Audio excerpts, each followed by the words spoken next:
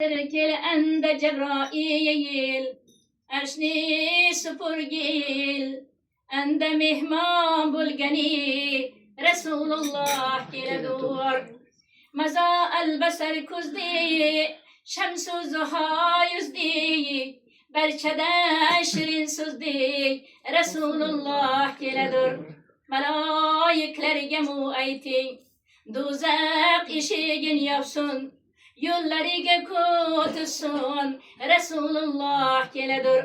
Gılmalarga mu ayting, Cennet işigini açsın, Başlarıga nur saçsın, Resulullah geledur.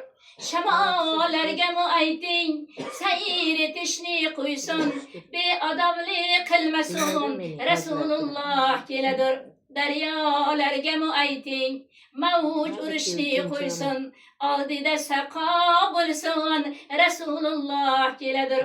Ufqa nakamiga barup, Yığlaydı Cebrail. Bundan olsam ya Resul, Kanatlarım küyedur.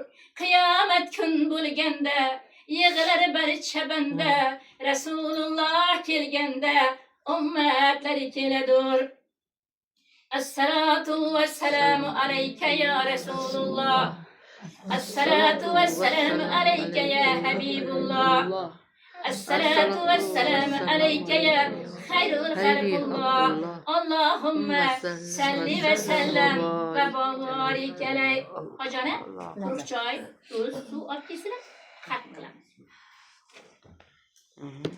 Şükürsler hocaneler, alimler. Böyle.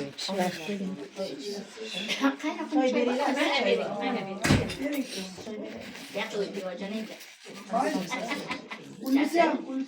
Neresi var çoğu? Amma rakuna boş çoğu.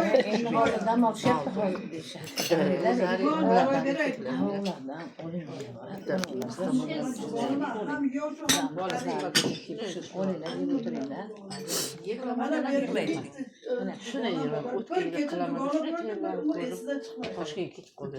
Şimdi hafif olup çok tatlı. Ne böyle yemeğimiz? Peygamberimiz sallallahu aleyhi